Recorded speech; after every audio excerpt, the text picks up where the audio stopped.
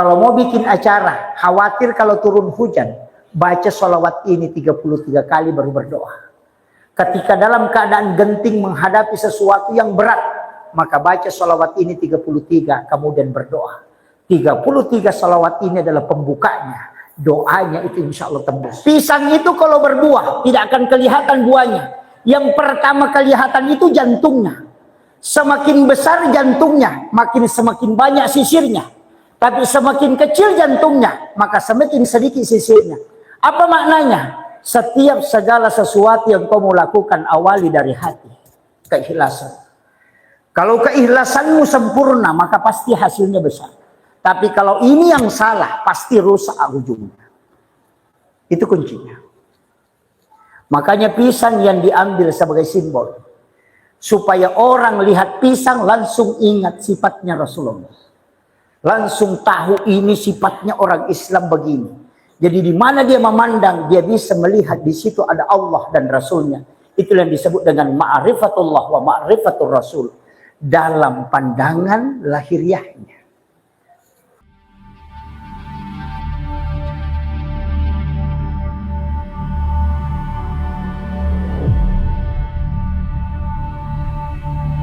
Dua hal dalam agama yang diperintahkan, cuma kadang kita lupa. Kita selalu mengatakan begini, mari kita mengirimkan salam dan sholawat. Apa yang kita lakukan? Hanya bersolawat. Kita tidak mengirimkan salam. Sering penceramah kalau tampil, mari kita mengirimkan salam dan sholawat kepada baginda Rasulullah. Baru langsung mengatakan Allahumma sholli ala Sayyidina Muhammad. Itu sholawat, itu bukan salam. Makanya di dalam sholat yang didahulukan itu adalah salam. Assalamu alayka ayyuhan nabiyyu wa rahmatullahi wa barakatuh. Baru pakai Allahumma sholli ala Sayyidina Muhammad. Apa bedanya salam dengan sholawat? Salam itu adalah koneksi. Sedangkan sholawat adalah syafaat. Ketika salam adalah mempertemukan seorang yang cinta dan yang dicintainya, maka sholawat adalah diberikannya hadiah untuk yang bersolawat kepada yang dicintai. Maka dua hal ini penting, jangan tinggalkan. Sebelum kita mengirimkan sholawat kepada baginda Rasulullah, maka terlebih dahulu koneksikan diri kita dengan Rasulullah dengan mengucapkan Assalamu alayka ya Rasulullah, Assalamu alayka ya Nabi Allah, Assalamu alayka ya Sayyidi ya Rasulullah, Assalamu alayka ya Aba Barrum, Assalamu alayka ya Taha, Assalamu alayka ya Sin. Dua nama terakhir yang saya sebutkan ini adalah nama rahasia Rasulullah. Yang untuk para ulama sering kita baca ketika kita sholawatan. Apa sholawatannya? Salatullah salamullah ala Taha Rasulillah. Salatullah salamullah ala Yasin Habibillah. Taha dengan Yasin itu adalah dua nama rahasia Rasulullah. Siapa yang ingin bermimpi ketemu Rasulullah, maka banyak mengucapkan nama ini ketika mengirimkan salam kepada baginda Rasulullah.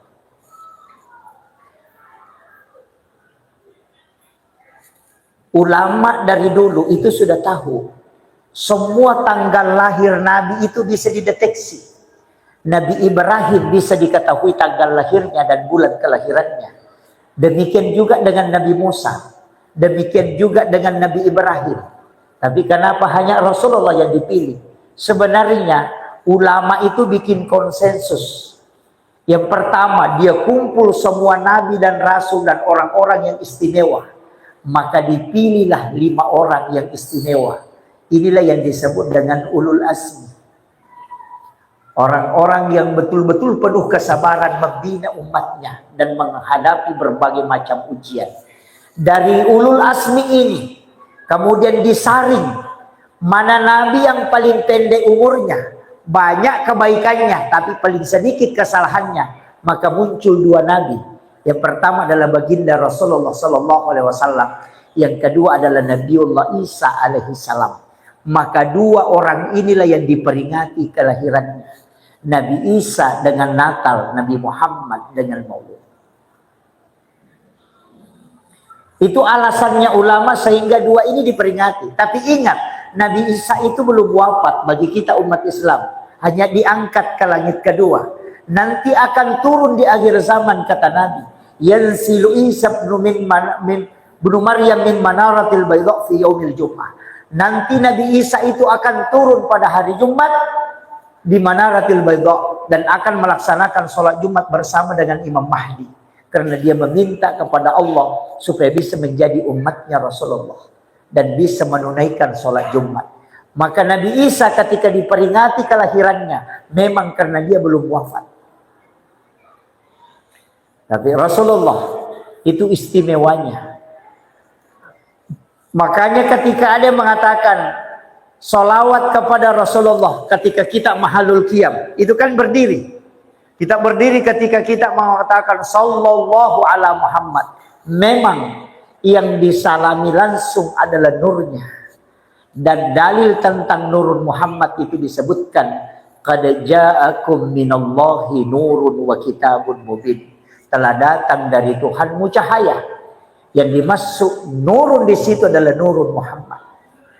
Makanya likulli syai'in min nuri Muhammad, segala sesuatu itu bersumber dari nurnya Rasulullah. Tadi di madrasah saya sempat sampaikan bahwa semua yang disandarkan kepada Rasulullah itu pasti mulia, tapi bukan karena sandarannya itu, tapi yang menjadi sandaran itu yang membuat dia mulia. Apa yang melekat pada Rasulullah itu pasti mulia. Kenapa?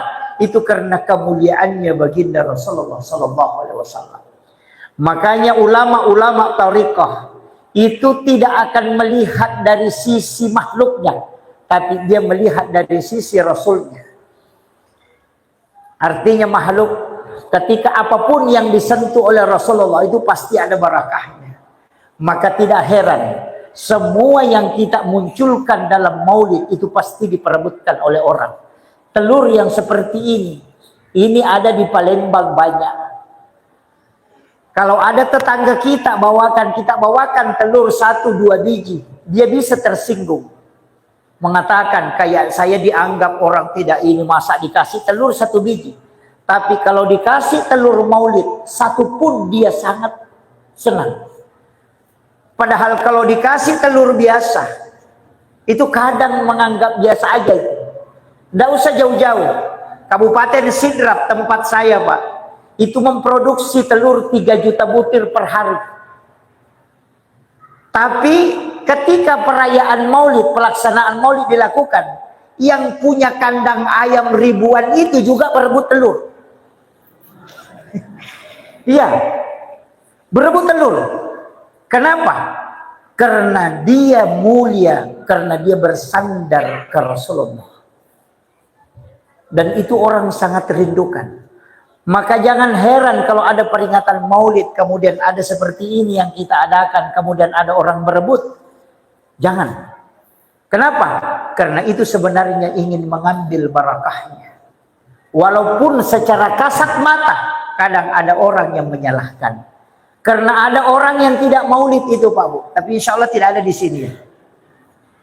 Ada yang menganggap maulid ini bid'ah. Sehingga mereka itu tidak mau bermaulid. Saya kasih tahu begini, kata kuncinya. Yang tidak maulid itu dia takut masuk neraka. Dan itu benar. Tidak salah itu. Karena dia mengatakan maulid ini adalah perbuatan yang tidak pernah dilakukan oleh Nabi dan sahabat. Seandainya dia baik maka dia pasti lakukan. Maka dia tidak melakukan. Kenapa?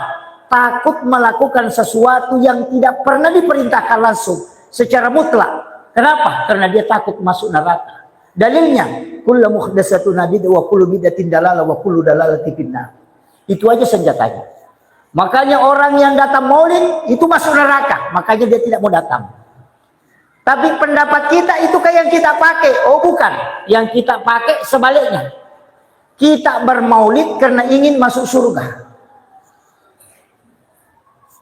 Jadi yang tidak maulid itu karena takut masuk neraka, yang maulid itu kepengen masuk surga.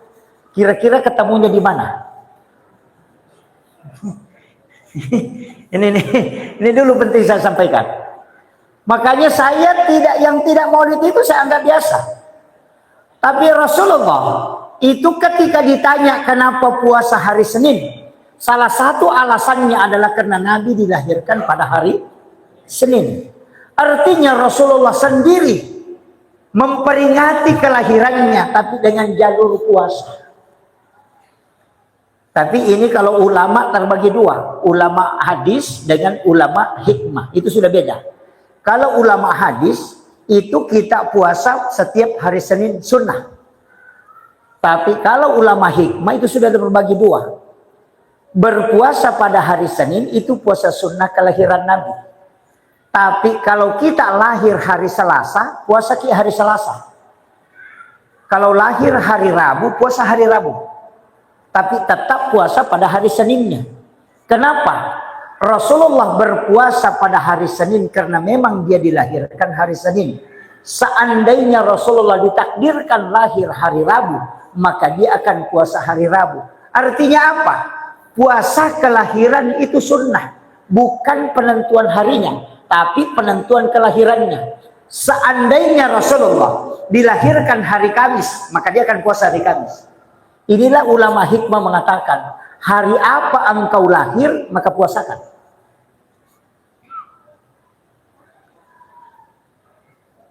Jadi kalau Nabi kan lahir hari Senin, makanya Nabi puasa hari Senin. Kalau kita lahir hari Rabu, ya puasa hari Rabu. Kenapa? Ikuti Rasulullah berpuasa pada hari kelahiran.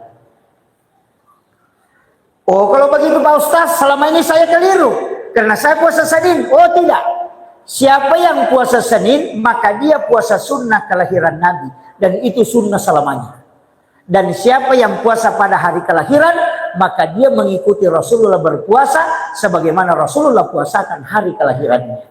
Jadi satu hadis itu dua hukum.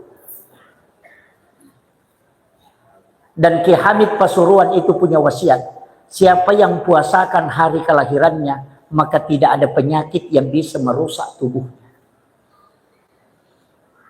Nah, Bapak tahu hari kelahirannya hari apa? Sudah banyak yang tidak tahu hari kelahirannya. Itu. Makanya ulama fikih, ulama hadis, dan ulama hikmah itu kadang memiliki pendapat yang berbeda pada satu masalah. Tapi perbedaan itu sebenarnya bukan karena bertolak belakang secara mutlak, tapi dilihat sumber perbedaan itu kenapa.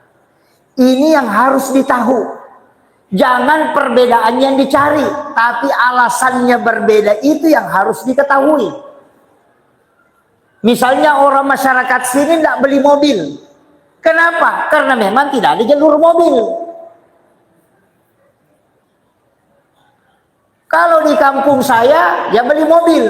Karena memang jalurnya ada.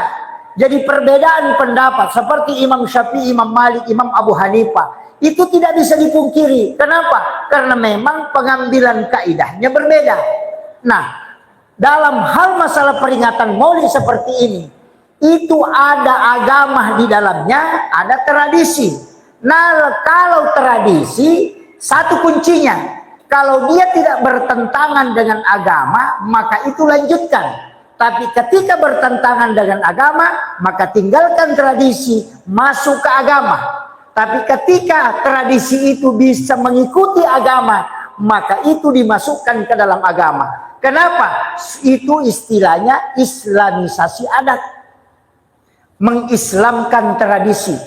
Orang Bugis sering pakai istilah macera, tapi setelah datang ulama diganti macera menjadi syukuran. Sehingga macera bola diganti syukuran rumah, macera darat diganti syukuran di kebun, syukuran mobil. Tapi menjadi masalah karena orang Bugis kalau ada acara baca barasanji. Dianggap barasanji ini tidak ada dalilnya dan ini bid'ah. Padahal hadisnya itu Bukhari Muslim. Cuma hadis tidak mengatakan baca barasanji. Tapi Rasulullah mengatakan tidak sempurna iman seorang muslim kecuali dia lebih mencintaiku dibanding dengan yang lainnya. Maka hadis ini dimaknai dalam konteks perbuatan, bukan dilihat pada teksnya. Yang anak belakangan ini belajar hadis hanya melihat teksnya, tapi ulama dulu belajar hadis melihat konteksnya. Bagaimana hadis ini bisa hidup di tengah masyarakat, sehingga apa yang terjadi? Rasulullah berwasiat, tidak sempurna iman seorang muslim kecuali dia lebih mencintaiku dibanding dengan yang lainnya.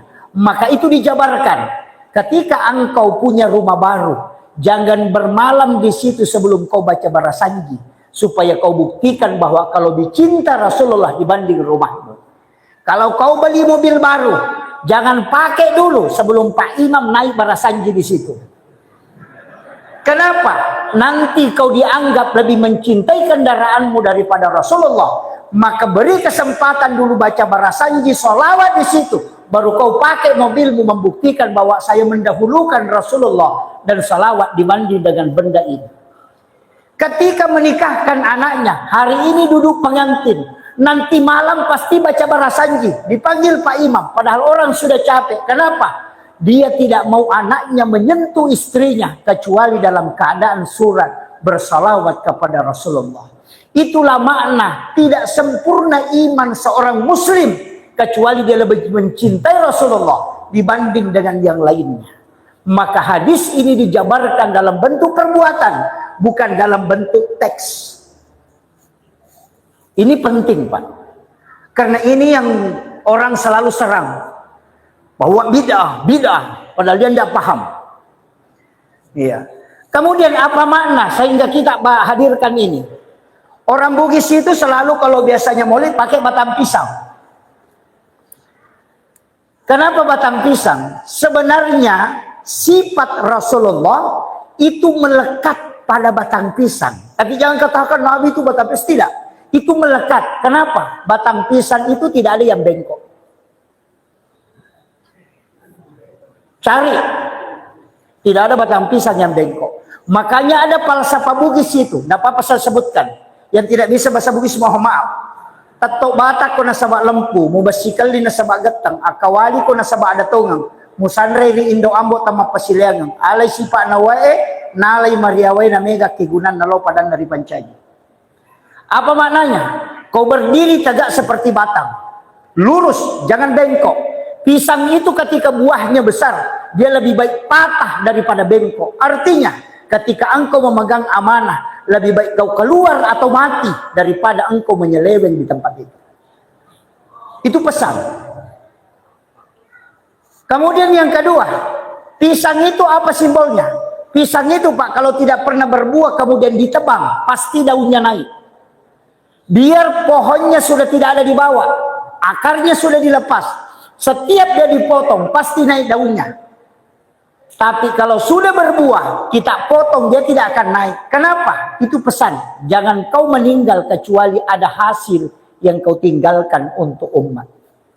Itu pesan untuk anggota dewan. Jangan tinggalkan kursimu selain bagus jalanan di sini. Itu pesan itu. Karena apa? Khairun nasi anfa'uhum linnas. Sebaik-baik manusia itu adalah yang banyak manfaatnya bagi manusia. Jabatan ada masanya, tapi amal jari yang kau tinggalkan tidak ada masanya. 5 tahun kau bersyukur kalau kau masih bisa terpilih periode berikutnya. Tapi ketika engkau pernah meletakkan walaupun hanya 1 meter, kau letakkan yang bisa dimanfaatkan masyarakat, maka itu akan menjadi saksi kelak di hari kemudian ketika engkau wafat. Semua jalan yang kau lewati akan bertasbih dan berzikir. Itu penting. Kemudian yang ketiga, pisang itu kalau berbuah tidak akan kelihatan buahnya. Yang pertama kelihatan itu jantungnya. Semakin besar jantungnya, semakin banyak sisirnya. Tapi semakin kecil jantungnya, maka semakin sedikit sisirnya. Apa maknanya? Setiap segala sesuatu yang kau mau lakukan awali dari hati. Keikhlasan. Kalau keikhlasanmu sempurna, maka pasti hasilnya besar. Tapi kalau ini yang salah, pasti rusak ujungnya. Itu kuncinya. Makanya pisang yang diambil sebagai simbol. Supaya orang lihat pisang langsung ingat sifatnya Rasulullah. Langsung tahu ini sifatnya orang Islam begini. Jadi di mana dia memandang, dia bisa melihat di situ ada Allah dan Rasulnya. Itulah yang disebut dengan ma'rifatullah wa ma'rifatul Rasul. Dalam pandangan lahiriahnya. Kemudian yang keempat, pisang itu kalau dikuliti, dibuka, dikupas kulitnya untuk batangnya. Semakin dikupas, semakin bersih. Semakin dikupas, semakin bersih. Bagian luar dan bagian dalam itu sama saja, tidak ada bedanya. Apa maknanya? Ucapanmu, perbuatanmu, pikiranmu kau harus samakan. Jangan lain kau ucapkan, lain kau lakukan. Itu pesannya. Kemudian kenapa pakai telur? Kenapa tidak pakai semangka?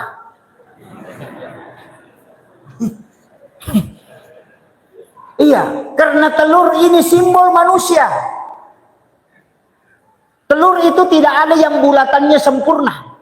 Itu simbol manusia, tidak ada yang sempurna. Di telur itu ada 3 hal yang sama tapi tidak menyatu. Kulitnya, putihnya, dan kuningnya. Manusia punya juga begitu. Tubuhnya kita lihat bisa sempurna.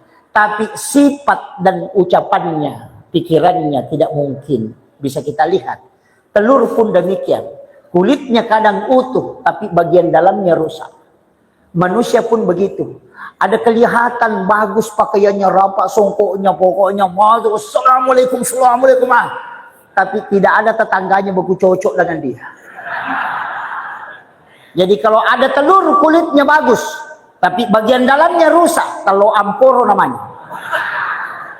Jadi kalau ada orang kelihatan bagus pakaiannya, modelnya, tapi tidak ada orang yang suka, itu tahu amporo ya. Ini kuncinya. Kalau kita tarik dalam alam hakikat, maka syariat hakikat dan ma'rifat. Ma'rifat itu adalah kuningnya, hakikat itu adalah putihnya, sedangkan syariat adalah kulitnya. Maka telur dihiasi dengan warna-warni yang berbeda.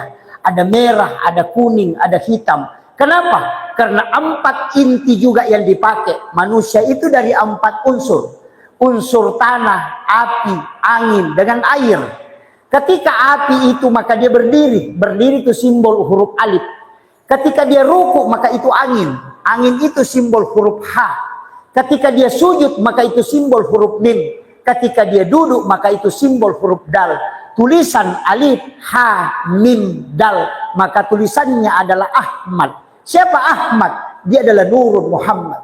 Kepala ini adalah mim. Dada huruf ha. Pinggul ini huruf mim. Kaki huruf dal. Maka tulisannya Muhammad. Jadi manusia yang berdiri adalah Muhammad. Yang sholat adalah Ahmad. Maka yang bisa menyatukan Muhammad dengan Ahmad secara hakikat adalah orang yang sholat. Itulah kenapa Rasulullah mengajarkan kita untuk melakukan itu. Sebenarnya sederhana Pak. Ulama kita itu tahu betul kaidahnya. Makanya songkolo itu kan dikasih 4 warna. Ada kuning, ada merah. Itu kan simbol api. Yang merah, yang kuning simbol angin. Yang hitam simbol tanah. Yang putih itu simbol air. Kenapa semuanya 4? Khulafaur Rasyidin juga 4. Masailul Arba juga 4. Ulama fikih yang Syafi'i, Maliki, Hanafi, Ahmad bin Hambal itu 4. Kemudian unsur penciptaan kita juga 4. Itu kan kuncinya. Dan itu digabungkan semua. Makanya ilmu-ilmu hakikat itu koneksinya luar biasa Pak. Cuma kadang kita tidak memperhatikan itu. Saya pernah ngaji kalau satu ulama itu sampai mengkoneksikan semua. Angka 7 itu Pak, kenapa istimewa? Dipilih. Tawaf 7 putaran, sa'i 7 putaran, langit 7 lapis, tanah 7 susun. 7 hari kelahiran disuruh akikah. Kalau tidak sempat tambah 7 hari. Kalau masih tidak sempat tambah 7 hari. 7 tahun umur suruh dia sholat. Kenapa selalu pakai angka 7? Kenapa bukan 5 tahun kelahiran suruh sholat? Kenapa pakai 7 tahun? 7 tahun umurnya masih masuk SD. 7 tahun kemudian masuk SMA. 7 tahun kemudian masuk perguruan tinggi. Ketika 7 kedua adalah 14, maka tambah 7 21, suruh menikah. Karena di umur 21 dia tidak menikah sampai 28, maka dia akan tidak mau menikah lagi sampai 40. Nanti 43 baru mau menikah lagi. Makanya yang sudah menikah di umur itu mau menikah lagi. Orang bilang puber kedua padahal bukan. Itu kelipatan 7.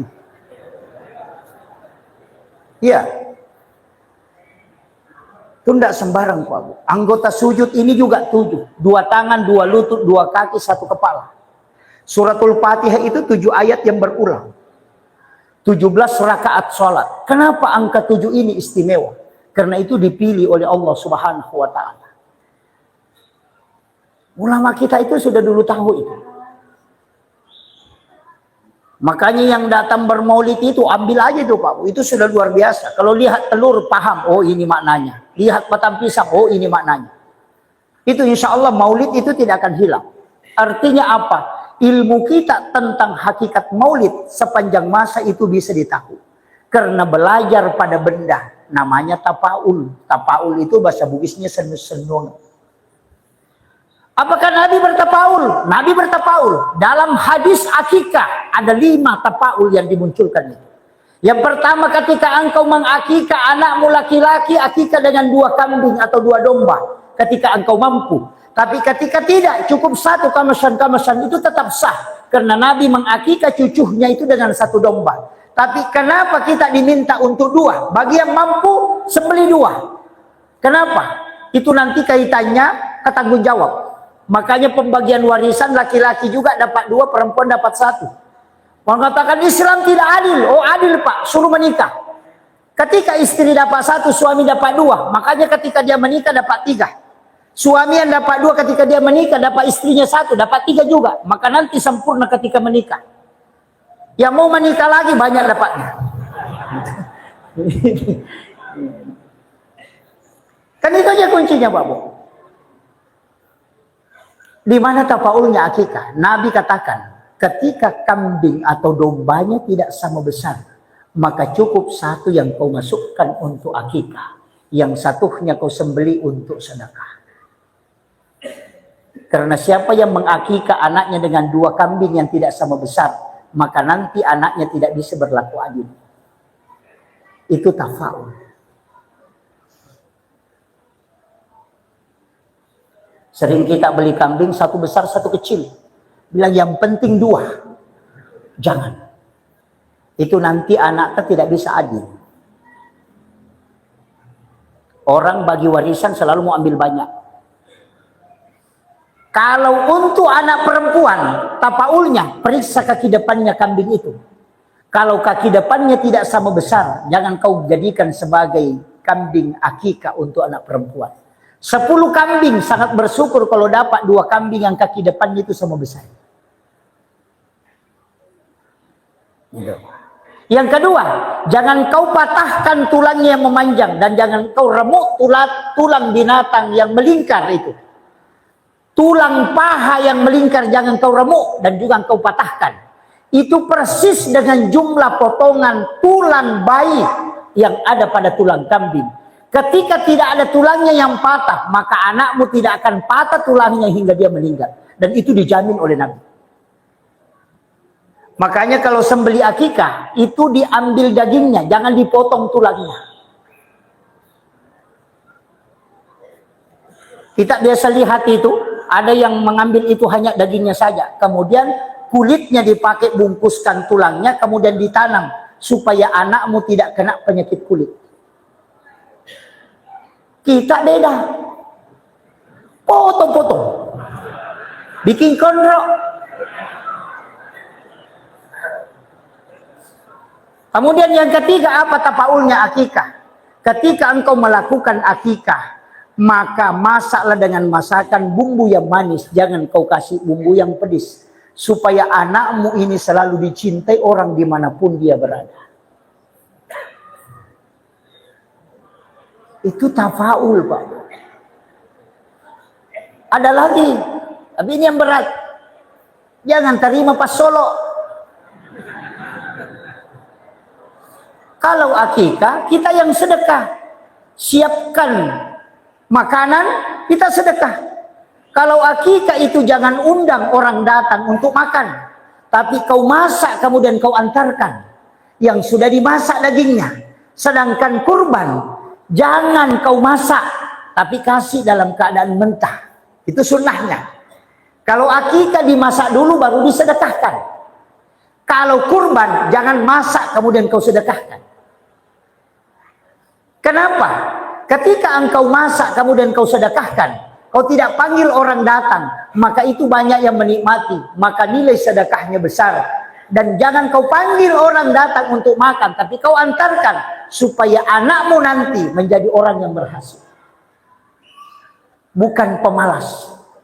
Yang paling penting cukur habis rambutnya. Jangan engkau sisa walau hanya selembar, kata Nabi.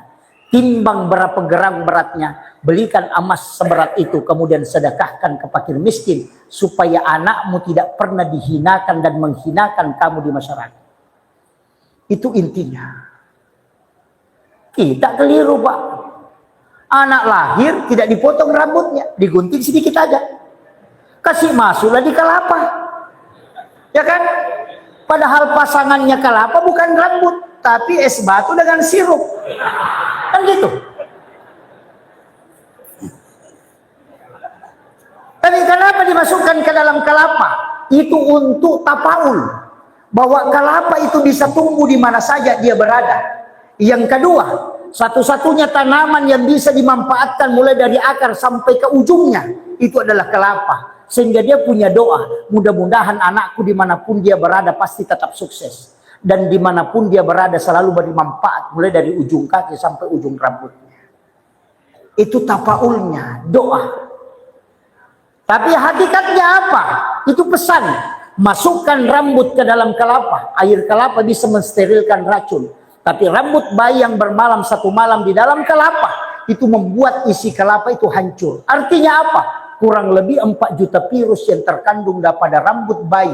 Itulah yang menyebabkan rambut bayi itu tidak bisa kering sempurna, selalu berminyak. Dan bayi dilindungi oleh Allah dengan memberikan lapisan hitam di jidatnya. Itu di kulit kepala. Dan itu akan terkupas setelah 7 hari kelahiran. Karena kita sudah diminta untuk memotongnya, supaya virusnya tidak masuk ke dalam otaknya untuk menyerang antibodi. Sempurna betul apa yang diajarkan Rasulullah. Cuma kadang kita gara-gara gaya tidak mau potong itu. Itu kuncinya. Dan ini sunnah yang dianjurkan. Kalau terima pas solo, boleh, tidak haram, halal. Cuma ada kekurangannya. Nanti anakmu, kau harus berusaha mencarikan rezeki betul. Tapi kalau ada anak di akikah kita tidak terima pas solo, kita yang sedekah, maka anak itu akan dapatkan rezekinya dengan sendiri secara langsung. Itu kuncinya. Begitu bicara tak mahakikah? Hah? Tidak? Oh, kalau tidak apa-apa. Nanti kalau ada anaknya dicoba. Dia bilang, wah susah Pak Ustaz. Mau pakai ini, ada lagi bilang, wah tidak ada orang datang ke rumah, tidak ada silaturahmi. Kalau begitu akali. Bukan agama yang diakali. Tapi menjalankan dua-duanya. 7 hari kelahiran, beli kambing. Jangan panggil tetangga. Pak Imam saja dipanggil sembelih. Sudah disembelih, kita ambil dagingnya. Ambil tulangnya, bungkuskan dengan kulitnya baru tanam. Masak dagingnya dengan masakan yang bumbu yang manis. Kemudian bikin paket, sedekahkan ke tetangga dan orang-orang miskin. Itu 7 hari kelahiran. Itulah akikah. Nanti 14 hari, bikin acara, tasyakuran. Terima pas solo tidak masalah, karena bukan di akikah.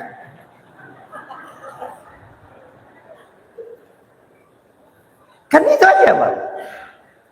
Makanya rata-rata biasa orang ketika dia akikah dia bawa ke panti asuhan. Itu lebih simpelnya. Nanti tasyakurannya baru diadakan di rumahnya.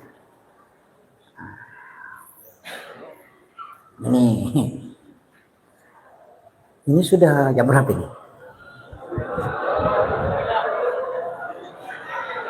Kasih tahu saja, Bu. Tidak usah teriak, cukup batuk saja. Kalau sudah 1 jam batuk. Jadi nanti kalau ada yang batuk, saya langsung berhenti. Kemudian, baginda Rasulullah itu memiliki mukjizat. Apa mukjizatnya Rasulullah? Pada saat lahir itu ada 7 mukjizat yang mengikuti Rasulullah. Yang pertama, Nabi lahir itu, Bapak, itu sudah tidak ada tali pusarnya. Manusia, bayi semua yang lahir itu pasti ada tali pusar, plasenta. Tapi manusia satu-satunya yang tidak punya plasenta hanya Rasulullah. Kenapa? Karena Nabi tidak makan dari jalur itu. Apa gunanya plasenta? Sekarang kan dipakai. Ada bank plasenta itu di London. Termasuk ada beberapa artis di Indonesia itu sudah kirim ke London itu plasentanya. Orang yang kena stroke dengan mengambil plasenta ini 3 cm, direndam ke air yang hangat sampai warnanya kuning kemudian diminum, itu bisa membuat saraf yang lumpuh itu kembali normal. Itu hebatnya plasenta. Tapi dia harus terjaga pada suhu minus 1900 derajat. Dan satu-satunya negara yang membuat bank plasenta itu hanya London.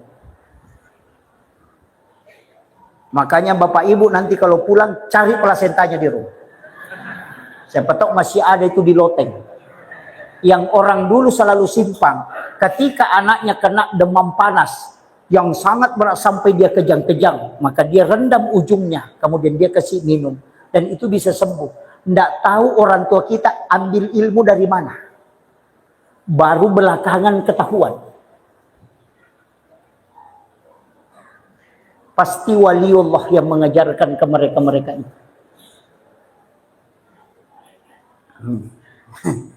Masih ada plasentanya, Bu? Dan tidak ada? Oh iya. Kemudian yang kedua, Nabi lahir itu sudah bercela.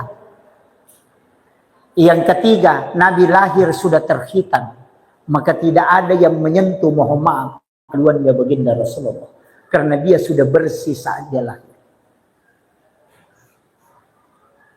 Kemudian, api di benua Paris itu padam. Sungai tempat penyembahan orang memasukkan berhala itu juga surut airnya.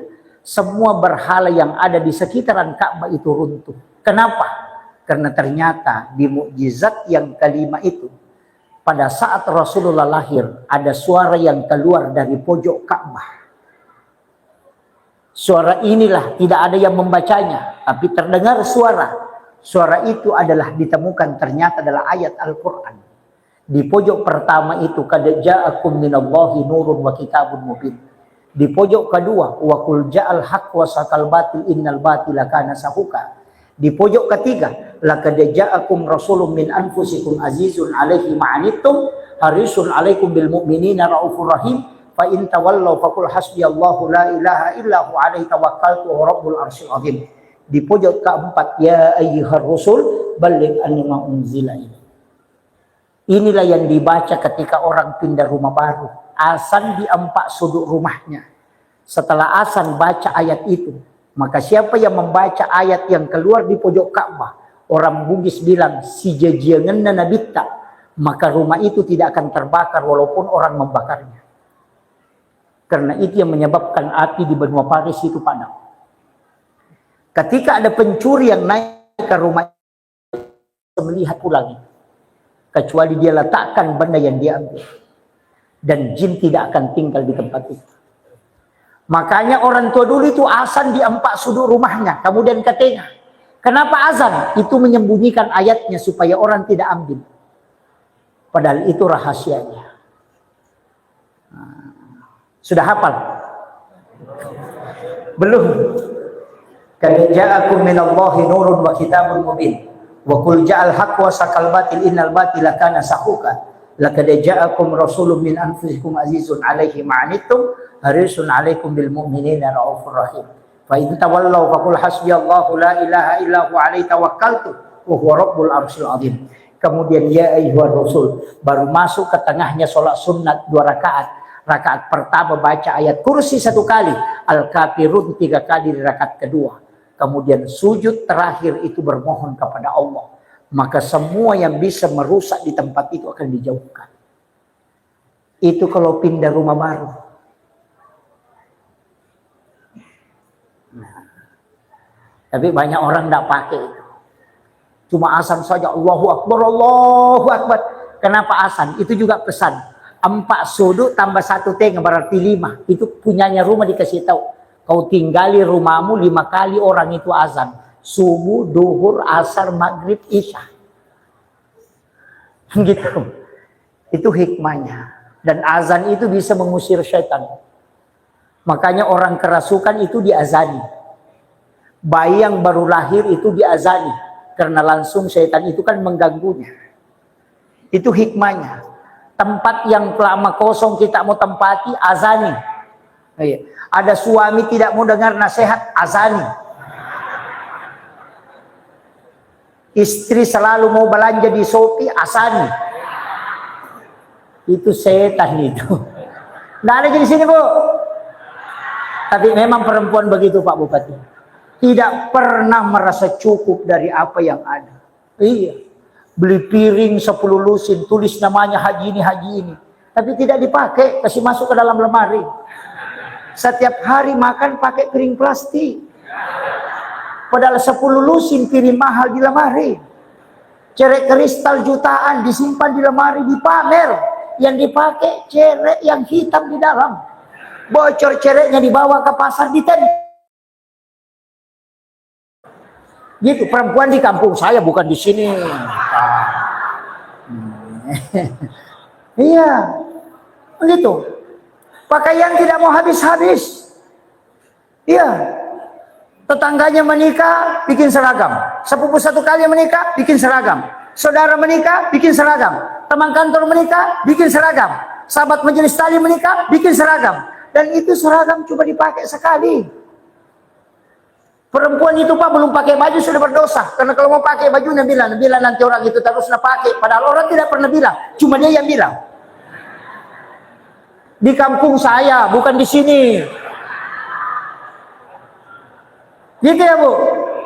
Oh, ternyata sama. Iya. Makanya kalau mau ke pesta, bingung cari pakaian.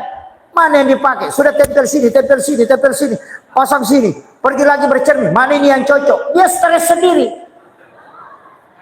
Laki-laki kalau mau ke pesta, gampang. Sarungnya ditarik, baju kosnya dipasang, songkonya tutup mata, jaket jasnya langsung dipasang begini, jalan sudah. Makanya tidak menunggu. Kalau perempuan, banyak sekali. Alis yang lurus dikasih bengkok. Kayak jalan masuk ke tanah merah ini. Iya. Anehnya, itu alis bisa pindah, Pak. Hanya karena menikah orang itu alisnya bisa pindah. Iya. Dia bilang cantik. Apanya yang cantik? Dia bilang itu orang India. Oh, cocok. Orang India, Arab, Mongol ketemu. Makanya hidungnya tinggi, jidatnya lebar, matanya bulat. Kemudian alisnya itu melengkung dan tebal. Karena memang keturunannya Arab. Kita alis lurus, mata sipit, hidung pesek, pipi lempang, jidat cikik, dicukur baru dikasih bengkok. Itu kayak sampah bermotor taksi itu. Iya kan? Nggak cocok. Bagaimanapun bagusnya spion motor Mio, kalau dipasang di mobil Fortuner tidak akan cocok. Iya. Itu alis ibu-ibu itu Allah yang kasih. Makanya itu semua hak pakai, bukan hak milik. Makanya tidak boleh dirubah. Karena hak pakai bukan hak milik. Seandainya hak milik mau pindahkan ke belakang tidak masalah. Tempel di telinga begini tidak masalah. Mau kasih turun ke sini tidak masalah. Tapi karena dia hak pakai, Allah pinjamkan, ada waktunya kau akan pertanggungjawabkan, maka jangan kau rubah. Nanti bilang, enggak di situ dulu kusimpan, kenapa pindah? Tapi ini saya sebut perempuan, karena saya belum pernah temukan laki-laki pindahkan alis. Iya kan? Iya. Perempuan itu, Pak, bajunya sampai 4 lemari. Oh, pusing itu. Laki-laki jasnya 8 tahun tidak diganti. Makanya bapak-bapak ini bersyukurlah kalau punya istri yang senang belanja. Iya, bersyukurlah. Nggak ada di sini, Bu. Nggak ada yang senang belanja sini, Bu. Bila memang guru kami. Kalau kau tanya, tidak ada yang mengaku itu. Tidak mau mengaku itu kalau ditanya. Coba lihat. Kalau mau lihat perempuan yang selalu tinggi, syahwat belanjanya itu, keinginannya, lihat aja suaminya itu. Kentari itu ada di suaminya. Kalau ada suami cepat putih rambutnya, itu perempuan itu.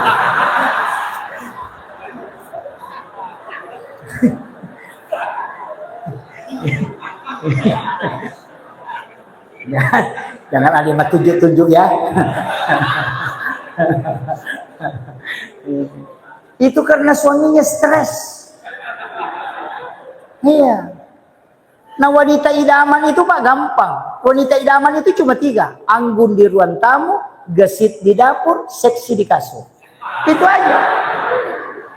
Itu idaman itu.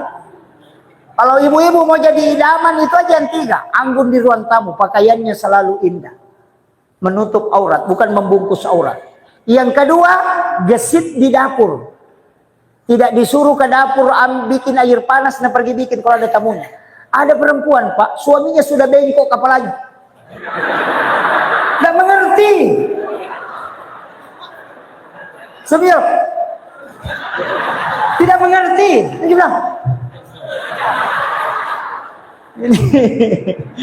Tidak ada di sini.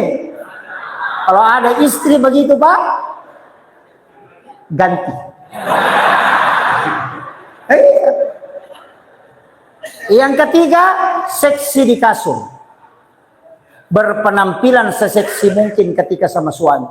Karena laki-laki itu syahwatnya 70% ada pada pandangan. 30% hanya ada pada pendengaran. Tapi kebalikannya perempuan. 70% pada pendengaran, 30% pada penglihatan. Makanya konsensus itu, laki-laki yang pintar-pintar mak bote pasti laku. Dia tidak ganteng. Kalau perempuan tidak cantik, mohon maaf, maka harus berpenampilan menarik. Iya, jangan nanti gadis baru bagus pakaiannya, semua skincare dipakai. Sekalinya sudah menikah tidak naurus dirinya. Dasternya itu terus dipakai, itu dipakai cuci piring, itu dipakai memasak, itu dipakai pergi, itu pakai itu pergi. Iya. Sampai 3 bulan tidak diganti. Ya kan? Nah bilang enak dipakai Ustaz dingin. Bagaimana tidak dingin? Nanti kan lubangnya 4 penutupnya. Iya. Ini. Saya kasih tahu ini. Ambil parfum yang wangi ketika ingin sama suami. Kurangi bermedia sosial. Jangan sering pakai HP. Kadang-kadang orang tidak baku ngomong dengan keluarganya gara-gara HP. Satu menghadap ke timur main HP, satu menghadap ke barat main HP. Ya kan? Makan juga tidak pernah sama. Anaknya makan di depan TV, bapaknya makan di kursi, ibunya makan di dapur. Tidak ada barakah dalam rumah tangga. Tidak ada yang bisa dikisahkan anak ketika kita wafat. Tidak ada yang bisa dikenal. Ini kesalahan kita sebenarnya. Biasa begitu Pak. Di atas kasur itu main HP. Nah tahu sama urusannya orang. Si anu sakit kepalanya di Kalimantan. Si anu sakit lututnya di Jakarta. Jatuh dari motor, ya anu di Palembang. Ya anu datang dari Jambi. Padahal suaminya mencerek, dia tidak tahu.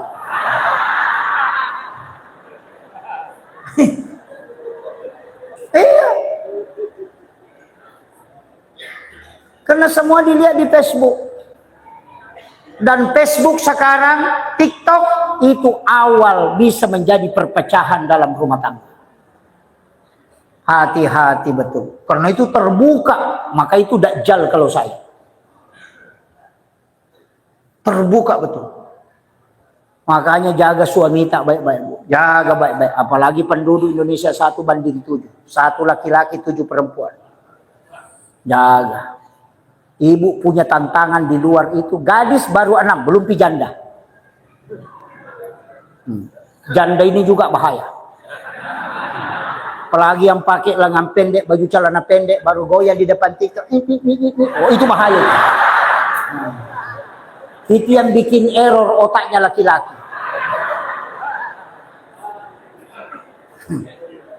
Dulu orang curi sandal, orang curi emas, orang curi motor. Sekarang orang banyak curi suami.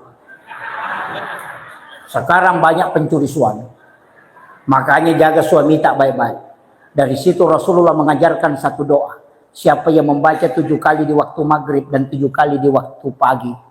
Bismillahi ala nafsi wa mali wa ahli. Maka Allah yang akan menjaga diri, keluarga dan hartanya. Itu wasiat Rasulullah. Baca itu Bu, supaya suami tak bisa. Bersyukurlah ketika dikasih keluarga. Nabi bilang suami itu begini-begini. Tidak usah, doakan dia. Nabi bilang lambat lodi Pak Ustaz, tidak masalah. Tidak usah permasalahkan. Karena yang diberikan itulah yang terbaik. Kalau mau cari pasangan yang sempurna, yang disuruh ngomong-ngomong, disuruh diam-diam, suruh keras suaranya, disuruh tutup matanya, tidak usah menikah, beli televisi saja. Televisi itu kalau disuruh ngomong kasih menyala, besar suaranya tambah puluhan, kalau suruh kecil matikan dia, selesai. Itu istri Pak, kadang disuruh ngomong, tidak ngomong. Bagaimana pendapat tak terserah. Tapi kadang disuruh diam, ngomel terus. Karena memang perempuan bisa memaafkan, tapi dia tidak bisa melupakan. Itu. Kau bikin kesalahan hari ini, 10 tahun dia akan ingat. Karena dia tidak bisa lupa, tapi dia bisa memaafkan. Makanya jangan coba-coba melakukan kesalahan sama istri. Karena itu akan muncul kasetnya kembali ketika dia marah. Iya. Sudah bilang kata dulu, sudah lama itu. Nah, itulah perempuan di kampung saya. Iya. Kalau laki-laki tidak pernah pikir itu. Bapak-bapak yang ada di sini tidak ada yang tahu tanggal lahirnya anaknya. Tanggal pernikahan tidak tahu dia. Palingan bapak-bapak hafal itu kalau lahir anaknya cuma tanggalnya sampai tanggal 40 hari. Itu yang diingat.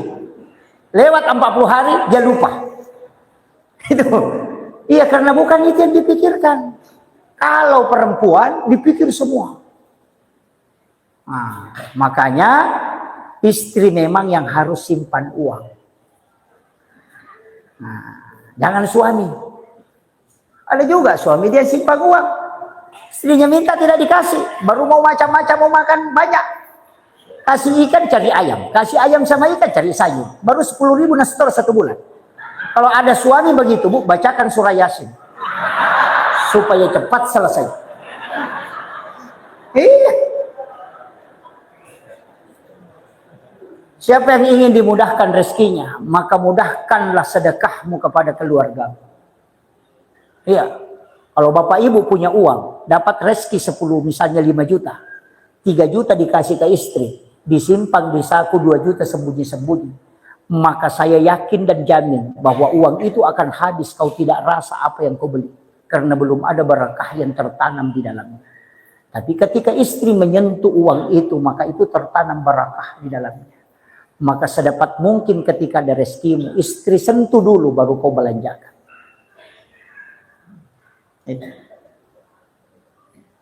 Cuma istri ini juga kadang jadi masalah. Uang masuk tidak dihitung, uang keluar dihitung.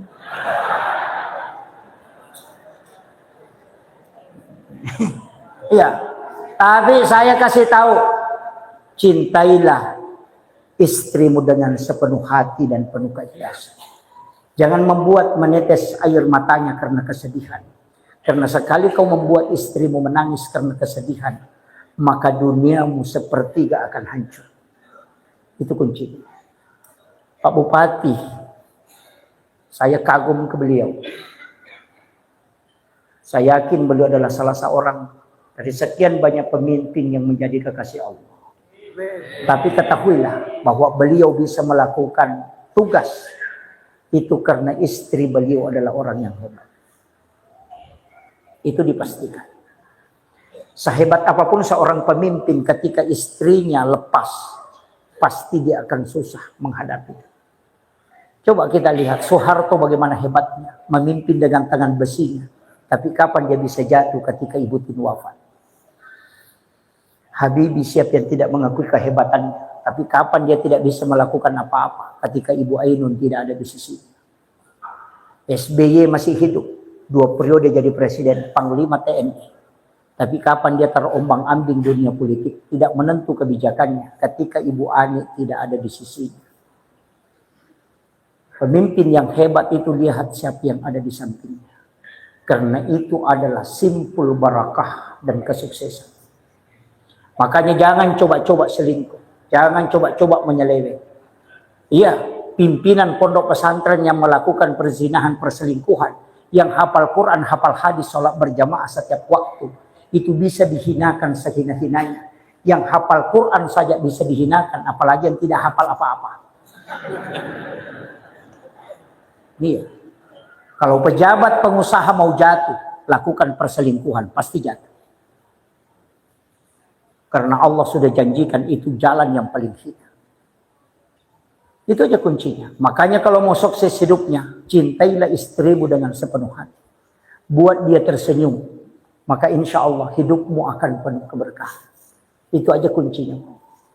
Kenapa? Karena wanita 3 kali lebih cepat doanya diijabah dibanding dengan suami. Maka wanita ketika dia bersujud memohon, itu malaikat sudah tunggu. Laki-laki itu kita berdarah-darah masih meminta. Tapi istri itu dibukakan pintu langit. Makanya kalau ada masalah, titip ke istri, nanti dia yang doakan. Iya, karena itu 3 kali lebih cepat doanya diijabah. Makanya kalau berdoa mau sukses, berdoa istri, belum diterima, berdoa, suruh lagi berdoa. Kalau masih belum, tambah istrinya. Supaya banyak yang mendoakan.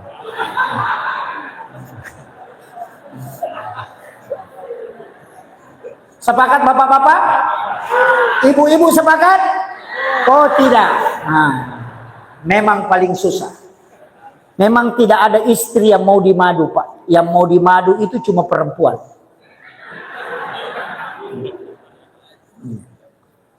Makanya di bab poligami itu saya pernah ngaji.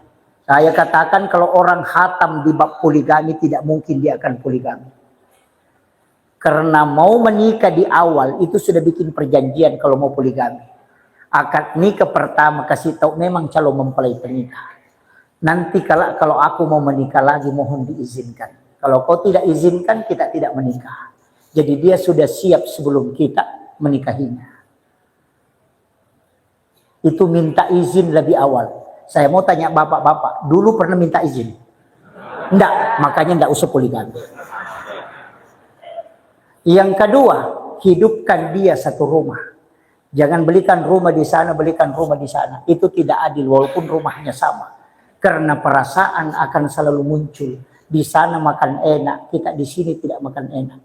Tapi ketika satu rumah, maka itu akan mengetahui penderitaan masing-masing. Pakaian yang kau pakai dengan istri pertama, jangan sekali-kali dicuci oleh istri kedua. Untuk menjaga perasaannya ketika ada hal lain yang dia temukan. Jangan mentang-mentang mau poligami baru tidak paham. Bagaimana dengan ayat fankihu ma taba lakum minan nisa'i masna wa sulasa wa ruba? Saya guru kami mengatakan ayat itu bukan perintah menambah istri, tapi itu perintah mengurangi istri. Karena ayat itu pakai fankihu ma taba lakum minan nisa'i masna, langsung 2 bukan 1. Seandainya ayat itu menyebut 1, 2, 3 berarti itu menambah. Tapi karena dia langsung 2, artinya apa? Itu perintah mengurangi. Karena orang Arab itu punya istri sampai 30, 40. Maka turunlah ayat ini untuk mengurangi dan membatasi. Nah, itu pendapat guru kami. Mau sepakat tidak sepakat silahkan. Makanya yang terakhir itu pakai fa in hittum alla ta'dilu fawahidah. Itu kuncinya. Nah, ini penting saya sampaikan. Kemudian, apa yang mesti kita ambil dari baginda Rasulullah? 2 hal jangan tinggalkan dari Nabi. Yang pertama sholawat. Jangan tinggalkan sholawat. Sesibuk apapun kita silahkan bersolawat terus. Karena solawat inilah mendatangkan keberkahan. Solawat ini mendatangkan ampunan. Dan satu-satunya ibadah yang tidak butuh ijazah. Dari manapun itu adalah solawat. Cuma memang solawat ini macam-macam. Ada solawat tibbil qulub, ada sholawat syifa, ada sholawat naria, ada sholawat ini, ada sholawat ini. Banyak sholawat. Kenapa banyak macamnya sholawat? Karena masing-masing ulama kita yang telah bersolawat kepada baginda Rasulullah. Ada yang dibimbing langsung melalui Rasulullah. Ada yang di ACC oleh Nabi. Ketika dia memberikan pujian, memuji itu tidak masalah. Orang jatuh cinta itu karena memuji itu tidak masalah. Itu dimaafkan kalimatnya dalam tariqah. Dan tidak berlebihan memuji Rasulullah itu tidak. Itu karena kecintaan. Tapi saya kasih tahu, orang yang bersolawat kepada Rasulullah itu akan mendapatkan jalur syafaat dan juga jalur rahmat. Makanya berbanyak solawat. Ada satu solawat Bapak Ibu sekalian, saya ingin kasih tahu, mudah-mudahan bisa dihafal. Itu solawat istighosah. Kalau mau bikin acara, khawatir kalau turun hujan, baca solawat ini 33 kali baru berdoa. Ketika dalam keadaan genting menghadapi sesuatu yang berat, maka baca solawat ini 33, kemudian berdoa. 33 solawat ini adalah pembukanya. Doanya itu insya Allah tembus. Apa solawatnya? Pendek aja. As-salatu wassalamu bi'adadi ma fi ilmillah. Alaika wa ala alika ya sayyidi ya Rasulullah. Agisni sari'an bi'izzatillah. Itu bacaannya. Sudah hafal? Belum? Saya ulangi. As-salatu wassalamu bi'adadi ma fi ilmillah. Alaika wa ala alika ya sayyidi ya Rasulullah. Agisni sari'an bi'izzatillah. Itu salawat istighosah. Ketika menghadapi kesusahan yang tidak bisa, saya pernah kasih lolos, mungkin barakahnya ini. Ini tahaddus bin ni'mah. Saya keluar, bukan masuk wilayah Indonesia. Koper saya kirim ke kampung saya dari Kalimantan. Paspor ada di dalam koper. Tas ransel saya yang saya bawa. Itu lewat Atambua masuk ke Timur Leste. Tidak bawa paspor. Semua panitia mengatakan Pak Ustaz tidak bisa lolos. Karena sudah ada penceramah yang tidak bisa lolos. Karena tidak ada paspornya. Saya bilang tidak, kita berangkat. Di jalan saya baca sholawat ini. Karena baru sadar bahwa tidak ada paspor yang saya bawa. Tapi saya punya alasan. Kalau saya sampai di situ kemudian tidak dikasih lolos. Ketika ditanya panitia saya bilang tidak bisa lewat. Tapi kalau saya tidak ke situ, maka tidak ada alasan yang saya bisa sampaikan. Maka saya berangkatlah dengan membaca sholawat ini 33 kemudian bermohon. Beri kesempatan saya memberi nasihat di tempat yang telah saya beri janji untuk memberi nasihat. Setelah sampai pas tiba di sana ditanya, "Wih Pak Ustaz mau kemana?" Saya mengatakan saya menyeberang tapi tidak ada paspor karena ikut di tas yang ke Makassar. Apa katanya? Tidak usah khawatir Pak Ustaz, nanti saya kawal sampai di sana. Itu kemudahan yang diberikan. Saya mengatakan ini barakahnya salawat istighosah. Sampai panitia itu geleng-geleng kepala. Bilang saya tidak habis pikir itu kita 20 orang bisa lolos tidak ada paspor Pak Ustaz. Saya bilang kalau Allah mengizinkan insya Allah. Iya. Makanya saya sampaikan masalah seberat apapun maka itu bisa dibongkar dengan salawat. Kenapa? Karena satu-satunya manusia kekasih Allah yang rahmatan lil alamin, yang semua benda yang ada di muka bumi ini diciptakan karena dia. Laulaka ya Muhammad la ma'ahlatul mahluk. Ketika engkau bersalawat kepadanya maka rahmat akan terbuka. Tapi bersalawatlah dengan sepenuh hati, karena burung beo juga pintar bersalawat. Itu burung beo. Maka Allahumma sholli ala sayyidina Muhammad. Allahu ingat Allah, masolli ingat Allah. Nanti ala hadirkan Rasulullah. Nanti dia hadir baru kau menyebut namanya. Itu namanya salawat yang sampai. Jangan bilang saja Allahumma sholli ala Muhammad, tidak. Allahu ingat Allah, masolli masih ingat Allah. Ala hadirkan Rasulullah. Baru sebut namanya Muhammad. Saya selalu pakai Sayyidina kalau bersalawat. Karena mursyid kami kasih tahu. Jangan baca Allahumma salli ala Muhammad. Kenapa? Kalau kau bilang Allahumma salli ala Muhammad, Muhammad itu banyak. Muhammad Akbar, Muhammad Yusuf, Muhammad Karim, Muhammad semua. Tapi kalau kau bilang Allahumma salli ala Sayyidina Muhammad, itu pasti Rasulullah, tidak mungkin yang lain. Maka sejak itu saya selalu pakai kalimat Allahumma salli ala Sayyidina Muhammad wa ala ali Sayyidina Muhammad. Saya wasiatkan, ajarkan anak-anak kita salawat. Bersalawatlah setiap malam. Tapi ada salawat ijazah. Saya bangun pondok itu tanpa uang. Pegang uang, tidak punya uang. Tapi saya kepengen bangun pondok. Maka saya datang ke beberapa ulama kita di Jawa. Baik di Tambak Beras, di Jombang saya masuk. Minta amalan ke kiai-kiai kita. 3 ulama besar yang saya temui, dia cuma kasih salawat. Tapi salawat Jibril, pengamalannya gampang sekali. Saya amalkan, alhamdulillah. Alhamdulillah. Punya 3 cabang pondok gara-gara itu. Saya bilang ini barakahnya salawat Jibril ini luar biasa. Cuma diajarkan begini. Baca salawat Jibril 1000 kali setiap malam. Tapi jangan berdoa. Sudah sholat isya baca 1000. Itu kalau salawat Jibril dibaca 1000 itu cuma 11 menit. Sallallahu ala Muhammad, sallallahu ala Muhammad, sallallahu ala Muhammad itu dibaca 1000 itu cuma 11 menit. Kalau lambat-lambat itu cuma 17 menit. Baca 1000 setiap malam. Tapi jangan berdoa. Nanti malam Jumat sholat sunnah hajat baru baca 1000 kali baru berdoa. Minta apa yang kau inginkan. Tapi cuma 1. Jangan cukupkan 2. Makanya saya punya tanah di dekat pondok itu, orang tidak mau wakafkan. Saya mau beli, dia tidak mau. Saya mau beli mahal, dia juga tidak mau. Saya mau kasih lurus sepagar, tidak mau juga. Saya bilang menunggu salawat Jibril ini. Ternyata 2 bulan saya bacakan salawat. Ketika memohon, ya Rob, berikan kesempatan tanah itu ditempati anak-anak membaca Al-Quran. Dan apa yang terjadi? 2 bulan sebelum masuk Ramadan saya ditelepon, Pak Ustaz, itu tanah yang di samping pondok, bikinkan surat, saya wakafkan untuk pondok. Mengatakan ini barakahnya salawat. Sampai keluarga itu bilang, nah kasih betul kita tidak mimpi itu. Saya bilang tidak. Insya Allah. Itulah yang diajarkan para guru-guru mulia kita. Salawat Jibril ini istimewa sekali Pak Bu. Tapi pengamalannya begitu. 1 saja diminta. Kemudian yang terakhir. Saya tidak lama ceramah. Pak Bupati ini sangat lelah. Beliau itu keliling. Saya paham betul kalau pejabat. Setiap hari itu jalan. Malamnya mestinya dia istirahat. Tapi dia dengan kecintaannya dengan kita, beliau menyempatkan waktu hadir. Makanya saya tadi mengatakan doakan beliau.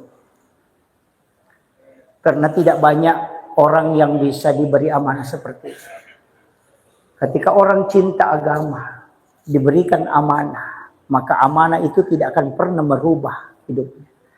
Sebenarnya uang dan jabatan itu tidak pernah merubah sifat seseorang. Tapi hanya mempertegas identitas seseorang. Kalau ada orang miskin, kita lihat dia baik-baik. Sebenarnya ketika dia kaya, dia tidak baik. Itu orang tidak berubah karena rezekinya. Tidak. Memang sifatnya juga begitu. Cuma nanti nampak ketika dia kaya. Iya. Kalau orang tidak ada jabatannya, kemudian dia tunduk. Sudah ada jabatannya, langsung begini. Itu sebenarnya tidak berubah sifatnya. Tapi memang sifat dasarnya begitu. Cuma nanti nampak ketika dia bisa melakukannya. Jadi harta dan jabatan tidak pernah merubah watak seseorang. Tapi dia hanya mempertegas identitas seseorang. Itu kuncinya. Maka ketika tidak berubah sifatnya orang ketika ada jabatan, ada ini, maka itu orang yang hebat. Hanya saya wasiatkan, ini wasiat saya. Tadi salawat, 3 hal penutup. 3 hal jangan tinggalkan. Yang pertama jangan tinggalkan salawat. Perbanyak minimal 1000 dalam sehari. Yang kedua istighfar. Karena itu pasti sampai kepada Allah. Jangan tinggalkan istighfar ini. Minimal 100 kali dalam sehari semalam. Yang ketiga, apa yang jangan tinggalkan? Sedekah. Jangan tinggalkan. Karena orang kikir itu tidak ada yang suka. Biar orang kikir juga tidak suka sama yang kikir. Dermawanlah supaya engkau dikenang selamanya. Karena orang kikir tidak akan dikenang. Kalau dia menangis, kalau dia meninggal, orang tidak menangis. Palingan baku kobi-kobi. Sudah lewat. Maka dermawan. Karena tidak ada yang kau sedekahkan kecuali semuanya akan diganti oleh Allah. Ya kan? Ada yang susah rezekinya? Ada. Sedekah. Karena itu memancing rezeki. Pernah memancing, Pak? Ada yang di sini pemancing ya? Saya mau tanya, kalau itu pancing dikasih cacing, itu cacing untuk ikan atau untuk pemancing? Hah? Kalau untuk ikan jangan pakai pancing, cacing saja dilempar. Ya kan? Iya, itu cacing bukan untuk ikan, itu untuk kita. Makanya disebut pancing. Cuma tidak bisa diambil ikan kalau tidak ada cacingnya. Uang yang kau sedekahkan ke masjid, ke panti asuhan, ke madrasah, ke sekolah, ke fakir miskin, itu bukan untuk fakir miskin, itu untukmu. Cuma kau harus memancing supaya bisa datang yang lebih besar. Karena Allah yang bilang, kasih kak 1 baru ku kasih kau 10. Manja bil hasanati falahu asru amsalihah. Kan begitu aja Pak, kasih dulu 1. Makanya jangan berdoa, mudahkan rezekiku. Malaikat stres, dari mana kau diambilkan? Nah, tidak ada keluarin. Itu kan begitu. Sedekah dulu bos. Kalau tidak belum paham, saya rubah contohnya. Pernah lihat mobil tangki, mobil CPO itu, mobil SPBU yang isi solar. Berapa solar dia angkut itu? 5.000 liter. Kenapa dia singgah di Pertamina isi solar? Padahal ada solar 5.000 liter dia bawa. Kehabisan solar. Karena tidak ada jalur minyak dari tangkinya masuk ke mesin mobil. Artinya biar bagaimanapun banyaknya hartamu di Lauhul Mahfuz yang disimpankan, tapi kalau tidak bikinkan jalur turun, itu tidak akan turun. Makanya rezeki di langit itu harus diambil dengan dibuatkan jalan. Kalau jalannya 2.000 rupiah sumbangannya, itu pipet. Pernah makan es kelapa pakai pipet? Kelapa aja tidak bisa naik, airnya saja yang naik. Begitulah rezeki, yang besar-besar hilang semua, yang kecil-kecil datang. Karena 2.000 sedekahnya. Kasih besar-besar. 10.000 itu sudah jadi pipa. Iya, begitu Pak. Itu kan kuncinya. Sudah mengerti ya? Iya, makanya jangan kikir. Pokoknya sedekah saja, sedekah. Apalagi hari Jumat. Ada Jumat berkah di sini. Itu dijual atau tidak? Gratis ya? Wah masalah itu. Orang miskin bikin Jumat berkah, orang naik mobil Fortuner yang ambil. Kadang orang kaya yang makan. Mestinya dijual 5.000 rupiah. Supaya penjualannya itu dijadikan lagi Jumat berkah. Supaya bertambah terus. Mestinya. Jangan ajak orang hanya menikmati pintu ke surga. Tapi ajak dia supaya dia membuat jalan juga ke surga. Ini penting ini Pak. Ya, makanya itu yang 3 ya, lakukan itu Pak, insya Allah. Salawat, istighfar, dermawan, insya Allah sudah ditunggu pintu surga. Tapi mau masuk surga tidak antri, mau masuk surga tidak antri Bu. 3 aja kata Nabi. Pertama, balas keburukannya orang dengan kebaikan. Kalau ada orang yang sering mencaci kita, doakan dia selamat. Kalau ada orang kikir, kita dermawan. Yang kedua, bangun sholat di waktu semua orang tidur, itu sholat tahajud walaupun hanya 2 rakaat. Yang ketiga, bayarkan utangnya orang berutang, tidak usah kasih tahu. Tetangga yang kredit motor, kita yang lunasi. Insya Allah masuk surga tidak antri. Bisa? Tidak bisa? Oh kalau tidak bisa, Assalamualaikum warahmatullahi wabarakatuh.